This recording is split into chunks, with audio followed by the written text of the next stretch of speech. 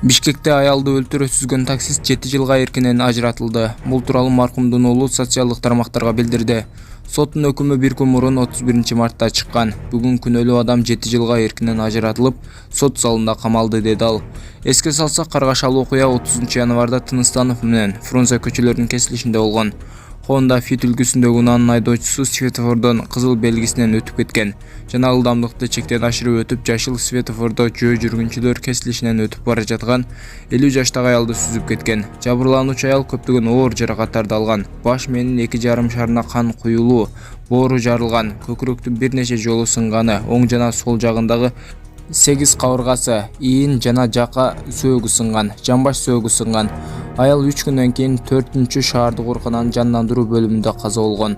Андан соң маркумдун жакындары жол кырсыгына күнөөкөр бошотулганын айтып, ишти көзөмөлгө алуу өтүнүчү менен өлкө бийлигине кайрылышкан.